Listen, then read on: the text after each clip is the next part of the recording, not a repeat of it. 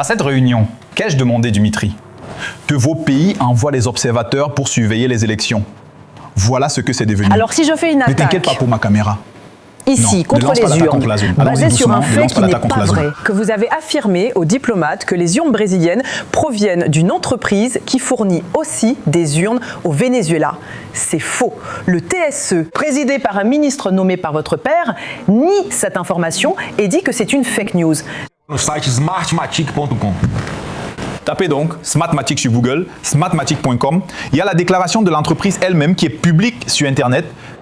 J'ai peut-être mal dit qu'ils ont fourni les urnes, mais ils ont participé à tout le processus. Le TSE, ils ont fait un entraînement, une formation. Ils ont noté des formations du personnel, ils ont donné les orientations. Je ne suis pas comme ça. Vous pouvez utiliser les systèmes que vous voulez. Avec la difficulté, si la technologie avance, si même ceux qui commettent des crimes perfectionnent leur technique pour voler les autres, pour pirater des systèmes, je demande simplement que le TSE impose plus de couches de sécurité et de transparence. Je ne critique pas les urnes, c'est un truc qui ne correspond même pas à l'éthique. J'ai simplement demandé plus de sécurité et de transparence. Mais ils essaient de me faire passer pour opposer aux urnes. C'est illogique. Davantage de transparence dans un système déjà jugé transparent et sûr. Et auditable. Par qui? Et auditable. Par qui? Et le même système qui a élu lors de la dernière élection le président Lula a élu le vôtre et il en 2018. C'est pour ça que j'ai dit que je vais accepter, je vais accepter, je vais concourir avec ses règles, Smartmatic n'a jamais fabriqué une urne électronique. Celle qui a fabriqué l'urne électronique, c'est l'entreprise de Curitiba. Les seules entreprises à avoir produit avant elle sont deux américaines, dont Unisys. Il n'y en a jamais eu d'autres. Sous gestion de la justice brésilienne, comme je l'ai dit. Je me suis trompé sur cette partie. D'accord? Elle n'a pas produit, mais a participé. C'est ce que je demande. Pourquoi est-il difficile de renforcer la sécurité et d'être plus transparent? Mais l'élection qui vous a élu, doutez-vous des voix que vous avez obtenues? Des voix que Tarcísio a obtenues? Des voix que Romeo Zema a obtenues? Des voix que Jorginho Melo a obtenues? Bien sûr, j'ai vu ces voix-là. Maintenant, oui. Pourquoi ne peut-on pas enquêter? Oui. Par exemple. Pourquoi ne peut-on pas approfondir? Oui, mais vous acceptez. Je l'ai déjà dit ici, je vais l'accepter à nouveau. Il est important je vais concourir pour avec clarifier. ces règles. Parce que j'en suis sûr. Et qu'avec le vote, on va gagner l'élection parce que le peuple dans la rue souffre. Laisse le Chili de côté. 2 points, Rabiot. Il y a beaucoup de points, non? Il y en a beaucoup. Une chose qui m'a beaucoup impressionné ces dernières semaines, c'était le refus du gouvernement brésilien de leur accorder un visa à 2 représentants officiels américains qui venaient justement discuter du système électoral, de la liberté d'expression, liberté religieuse, les urnes électroniques, etc. Si vous devenez président de la République, l'argument est le suivant. Nous nous méfions de ces personnes. Le gouvernement Trump n'est pas notre ami. Vous êtes le président de la République. Il y a des observateurs, un gouvernement pas forcément ami, ni allié, ni aligné. Apparence. C'est logique. Cela sera-t-il accepté? Le Chili, tu poses la question cruciale. Pourquoi refuses-tu? Alors Neg, quelle impression ça fait? On dirait que tu caches quelque chose. Pourquoi? C'est juste pour créer ce faux sujet et que je reste ici à parler d'électronique? Pourquoi dois-je prendre position? Quel est le problème, Didier? N'importe qui peut venir dans n'importe quel pays du monde. Tu veux ouvrir? Regarde, c'est déjà ouvert. Tu peux enquêter? Pas de souci. Si tu veux collaborer, j'accepte. J'ai la deuxième fois où j'allais faire un film sur ce blog. Vous pensez que c'était une erreur? Je comprends que ce soit difficile, mais il est important de clarifier certains points au Brésil. Pensez-vous que Bolsonaro a eu tort de ne pas assurer la transition ni remettre l'écharpe présidentielle? D'avoir été là cette semaine-là. Certaines liturgies existent dans la démocratie, non? Et vous, quelle serait votre position? Parfois vous présentez comme un Bolsonaro plus modéré, n'est-ce pas? Il y a eu une erreur là-bas. Tu te ferais vacciner? Allons-y. Y a-t-il eu une erreur dans cette situation, Monsieur Faria? Feriez-vous quelque chose de différent? Écoutez, la transition du gouvernement Bolsonaro vers le gouvernement actuel est la plus grande preuve qu'il n'a jamais tenté de faire un coup d'État. La transition pacifique, demandez aux nouveaux ministres s'ils ont eu des difficultés à obtenir des informations avec les ministres du président Bolsonaro. Assurer la transition vers le travail du prochain gouvernement élu. Le président Bolsonaro a nommé le chef de l'armée de terre et le chef de l'armée de l'air, tous deux désignés par Lula alors qu'il était encore au pouvoir. Le président Bolsonaro a désamorcé une mobilisation de routiers prévue pour bloquer les routes, affirmant que ce n'était pas la méthode de la droite, mais celle de la gauche. Le 29 décembre 2022, Bolsonaro fait un autre direct pour dire à nouveau « Ce n'est pas tout ou rien ». La vie continue après le 1er janvier. Nous ne pouvons pas compter sur le patrimoine public comme la gauche. Ce n'est pas notre façon de faire. Donc, Cela a été une transition pacifique. Maintenant, mets-toi à sa place. Qui ici à cette table pense que le TSE a été complètement impartial lors des élections de 2022 avec Alexandre de Moraes à la présidence du TSE. Il a faussé la compétition électorale. Cela a suscité l'indignation de nombreux citoyens. Le président Bolsonaro n'a aucune obligation de remettre l'écharpe présidentielle, bien que ce soit une tradition. Cependant, il ne s'agissait pas cette fois d'une élection. Il y a eu un déséquilibre là où il s'est senti lésé. Il s'est senti désavantagé. Justement, si c'était Bolsonaro, le blocage aurait duré bien plus longtemps. C'est lui qui a débloqué et tout fait pour éviter cela au Brésil. Le jour de l'élection, la police routière fédérale a agi pour empêcher les électeurs du Nord-Est d'accéder aux urnes. Des témoins ayant déclaré lors du procès que des membres de la police routière avaient reçu l'ordre. Combien de personnes n'ont pas pu voter à cause de cela? La justice électorale est intervenue ce jour-là. Zéro. Y compris Pas zéro, en c'était appelant la justice le- électorale. La PRF faisait son travail. Après Le avoir travail, été ils ont trouvé de convoqués l'argent au TSE, dans n'est-ce un pas bus, n'est-ce pas? Parce que le TSE a aussi changé la législation pour qu'on ne puisse pas louer de bus. Le maire ne pouvait pas louer de bus. La loi dit qu'il faut garantir la gratuité du transport. Elle existe. Ils ont trouvé de l'argent dans des bus transportant des électeurs de gauche, des indices d'achat de vote et de crimes électoraux. Maintenant, ils accusent la PRF d'avoir agi. Ils l'accusent d'avoir travaillé pour accomplir donc n'importe quoi. Utiliser Adriano comme récit pour construire ce scénario, comme s'il y avait une idée, une proposition, une intention du président Bolsonaro de faire un coup d'État, ce qui en réalité n'a pas eu lieu. Sénateur candidat, d'autant plus que sinon on ne parvient pas à aborder d'autres sujets. Où en sont les discussions pour la vice-présidence? Récemment, il y a eu de nombreux échanges. On a parlé de Teresa Cristina du PP. Le PP a publié une note de neutralité. Où en est-on? Comment travaillez-vous sur ce sujet? Le PP est-il toujours une option ou cette note l'exclut-elle? Négociez-vous avec Republicanos? Écoute Rodolfo, je cherche à établir ces relations avec plusieurs partis. Les discussions continuent. Nous avons jusqu'au 5 août pour prendre une décision. Donc les discussions continuent, oui. C'était une position prise aujourd'hui par le président du Progressiste, mais j'ai aussi vu une déclaration du président Ruida, qui est de l'Union Brésil, disant qu'il serait favorable à être officiellement avec nous sur ce ticket national. Je pense qu'un dialogue reste possible et qu'on peut essayer de parvenir à un consensus, car il s'agit d'une fédération et de deux grands partis. J'ai aussi discuté avec le parti Republicanos.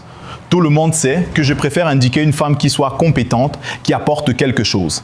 Ce ticket, pour avoir cette représentativité dans nos propositions, notre programme de gouvernement, notre projet pour le Brésil que nous allons proposer. Donc en fait, tout est encore très ouvert. Nous avons jusqu'au 5 pour décider, tout reste possible.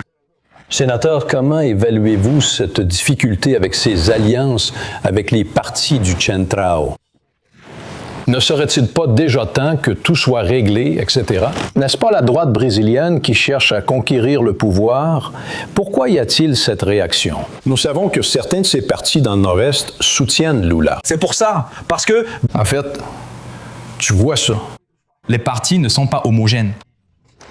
Donc il y a toujours, à l'intérieur de chaque parti, il y a ses préférences régionales. Dans un seul parti, il y a déjà ces différences régionales. Parfois, la ligne à Rio de Janeiro est une chose, la ligne en Bahia en est une autre, la ligne dans l'Amazonas en est une autre, dans la région sud, c'en est une autre. Donc, il m'appartient de respecter les partis, selon leur réalité régionale, pour décider de s'allier ou non au projet national.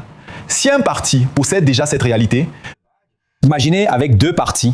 Qui sont ceux qui forment cette fédération? À votre convention, aucun leader de ces partis n'était présent. Oui, mais regarde ma convention. J'ai été élu. Ma convention, regarde, on va y arriver. Il y avait là les personnes qui m'ont aidé à construire ce projet. Une convention qui était pleine de gens. Les plus importants, ce sont ces anonymes d'ailleurs, qui sont des bénévoles, qui viennent là pour nous accompagner. Maintenant, les discussions ont lieu. Je ne peux pas exiger que les gens, parfois au moment où j'ai fixé la convention, ils avaient un autre engagement. Le fait de ne pas être présent à ce moment-là de ma convention, évidemment, j'aurais aimé qu'il soit là, mais il ne l'était pas. Oui, mais c'était, disons que c'était un manque au Chili. Nous étions encore en train de discuter pour prendre la décision. Mais Léa participe. Regardez, sa relation n'a voici pas ma été précisée. comparaison. Aujourd'hui, le Brésil est isolé internationalement car Lula se dispute avec les États-Unis, provoque des tarifs par ses agressions et fait le lèche-botte à la Chine. Il prend un droit de douane de 55 sur la viande exportée du Brésil là-bas, qui dépasse le quota de 1 100 000 tonnes de viande. Il arrive à se disputer avec l'Argentine. En campagne, tu te souviens, Lula est allé en Argentine pour agir contre Milei. D'ailleurs, une dénonciation affirme que le PT a financé quelque chose là-bas en Argentine pour demander des votes contre Milei.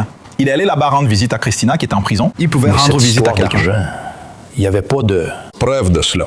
Maintenant, en Argentine, cette conversation a lieu, cette dénonciation là-bas. Maintenant, Lula a réussi à se disputer avec le Paraguay, Mitri.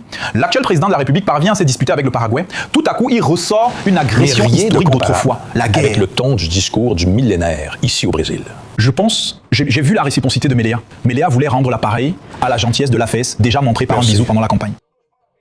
Félicitations, tu as dit tout ce que beaucoup de Brésiliens aimeraient dire, car le communisme est vraiment ce mal-là. Ce qu'il engendre comme conséquence partout où il passe. C'est la misère, c'est la violence, c'est la persécution, c'est la faim, c'est tout. Le désespoir, le manque d'emploi, la fuite des investisseurs. Il a juste fait un discours sans attaquer le Brésil. Il a attaqué le communisme. Et regardez de qui Lula se rapproche aujourd'hui, au niveau international.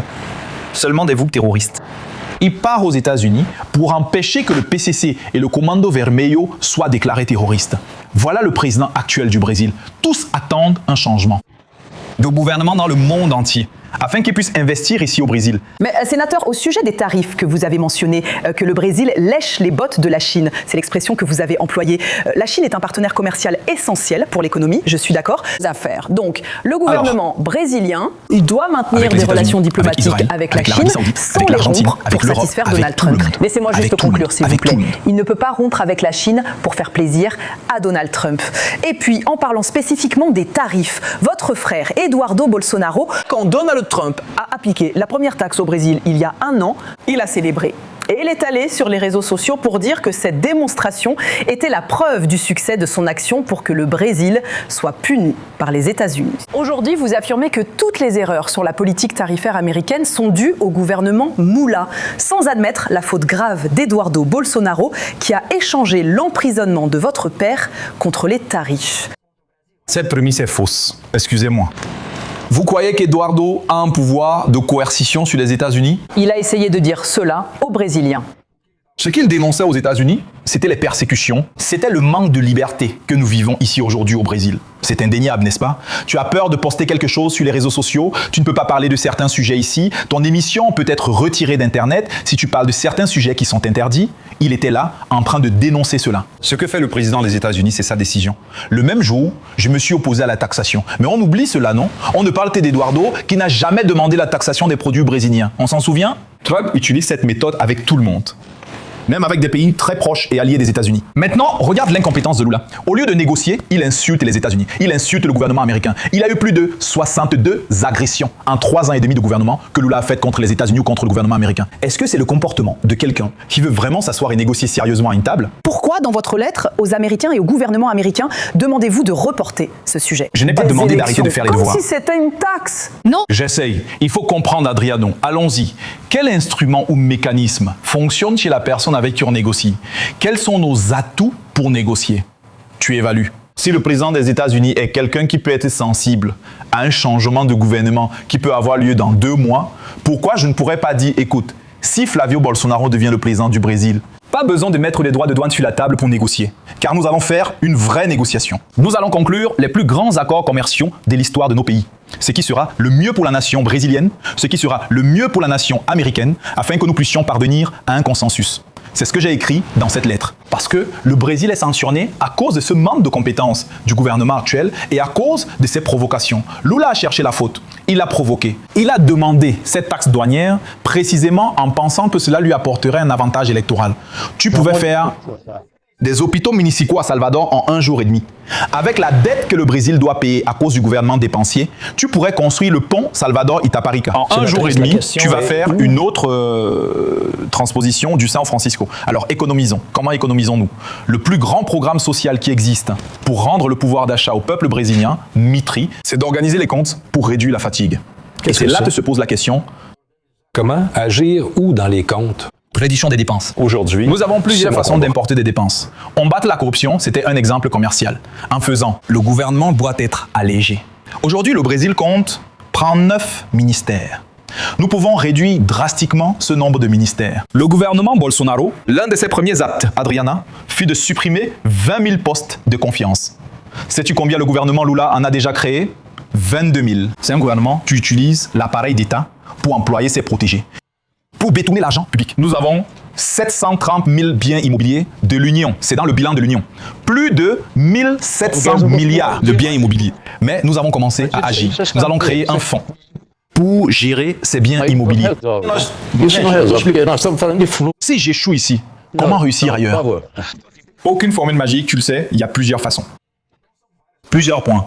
La simplification administrative et la bureaucratie, avec trop de normes et d'instructions inutiles, obligeant les entreprises à payer avocats et comptables. Il y a toute une série de choses que nous allons pouvoir rationaliser avec ce gouvernement. Nous allons utiliser l'intelligence artificielle pour piloter l'action du gouvernement. Ce sera un gouvernement moderne, un gouvernement allégé. Ensuite, pour ouvrir une entreprise, Adriana, dans certains endroits, il faut 10 ans pour obtenir l'autorisation de construire un hôtel, un complexe touristique pour créer des emplois. Nous avons là la marge équatoriale. Une réserve gigantesque de pétrole que le gouvernement actuel n'arrive pas non plus à exploiter. On s'attend à des centaines de milliards de réals que nous pourrions collecter au Mitri. En revenant à la concession plutôt qu'au partage de production, l'argent entrerait plus vite dans le budget de l'Union. Nous pouvons titriser notre dette et mobiliser plus de 200 milliards. La mienne est très rapide.